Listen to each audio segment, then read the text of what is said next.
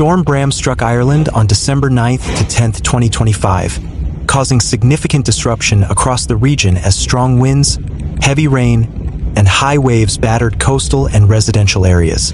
The weather authority Met Éireann and the Met Office had previously named the weather system Bram on December 8th, 2025, after forecast models indicated potentially dangerous winds of up to 90 miles per hour, 145 kilometers per hour, in some coastal areas.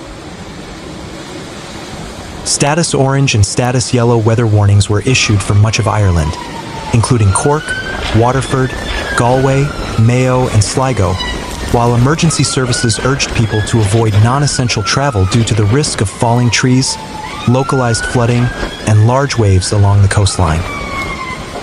The most significant impact was on the electricity grid, with approximately 25,000 homes, farms, and businesses experiencing outages, particularly in Cork, Tipperary, Wexford, Limerick, and Kildare. Extreme winds were recorded at 113 kilometers per hour at Roches Point, Cork, while Sherkin Island reported gusts of up to 119 kilometers per hour. This caused numerous downed trees, blocking major roads and hampering emergency vehicle access. In several locations, such as Dungarvan and Tramore in County Waterford and Blackrock in County Louth, water overflowed onto roads and harbour areas as the storm coincided with high tide around 9 a.m. Cork City's docks also experienced seawater overflow, forcing authorities to close several roads. In Galway City, local authorities moved quickly to install flood barriers in the city centre and the Spanish Arch area to prevent seawater from entering commercial and residential areas. Workers were seen boarding up shop fronts and reinforcing building structures as a precaution. A status orange wind warning issued for the west caused delays to train services and disruption at the airport, while several bus routes were suspended due to unsafe road conditions. In Northern Ireland, large waves crashed into the seawall at Carnlough and other coastal areas, prompting a danger to life warning from the Met Office for residents living near the coast. Storm Bram also impacted the UK, particularly the northwest and Scotland, where it experienced strong winds and heavy rain. However, Ireland remained the most affected region, as the storm first made landfall in the south of the country. Train services were temporarily suspended on some lines due to fallen trees and flooding on the tracks, although transport authorities later announced that services had been fully restored after intensive repair efforts overnight. While the storm caused no casualties according to initial reports, damage to infrastructure and disruption to public life was extensive. Local authorities and power companies continued to work to restore damaged networks, while residents were urged to remain vigilant for potential further flooding and strong winds that could persist as the storm system moved northeast. Meanwhile, Storm Bram brought significant disruption to the UK when a deep low-pressure system moved from the Atlantic towards the British Isles on December 8th to 10th, 2025. The Met Office named the storm Storm Bram, after forecasts indicated the potential for extreme winds and very heavy rain that could pose a safety threat to northern and western England. Weather authorities issued an amber wind warning for northwest Scotland and Northern Ireland, with gusts reaching 90 miles per hour, 145 kilometers per hour, while the rest of the UK was under a yellow warning for heavy winds and rain. Since Tuesday morning, the storm has been causing travel disruption across the UK. Train services in northern Scotland and northwest England have been cancelled due to fallen trees and flooding on rail lines. Some ScotRail train routes have been temporarily suspended, particularly in upland areas affected by the strongest winds. On the west coast, ferry operator Calmac announced the cancellation of several trips due to high waves and winds that are unsafe for navigation.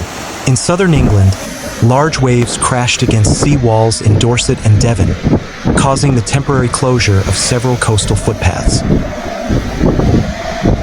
Airports across the UK have also felt the impact, Several domestic and regional flights have been delayed due to strong crosswinds, particularly at airports in Scotland and Western England. Airlines are urging passengers to check their flight status before departing. In some areas, particularly in Wales and southwest England, strong winds caused minor damage to roofs and billboards, while emergency services received hundreds of reports of fallen trees blocking roads. Storm Bram also brought heavy rain, triggering localized flooding in various areas.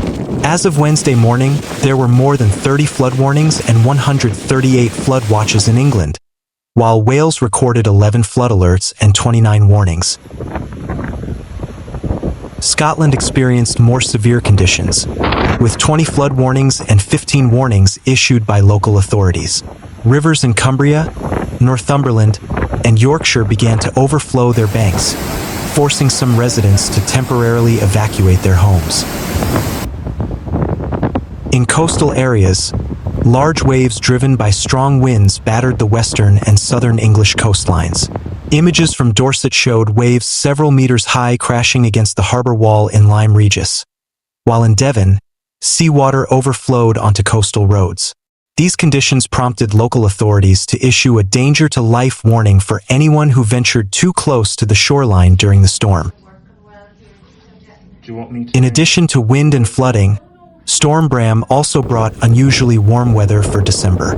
Several areas of the UK recorded temperatures of 15 to 16 degrees Celsius, well above the winter average of 5 to 9 degrees Celsius. This phenomenon occurred due to a warm Atlantic airflow carried by the storm system, creating unusual conditions for the UK at this time of year.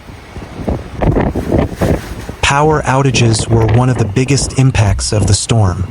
National grid maps showed power outages in areas of West Wales, southwest England, and the Midlands.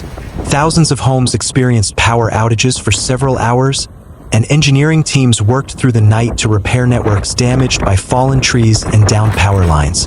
In some remote villages, power restoration is expected to take longer due to blocked roads. In Scotland, the most extreme weather conditions occurred in the northwest, including the Outer Hebrides and the Highland coast. Winds reaching 90 miles per hour caused damage to some light buildings and forced school closures in some areas.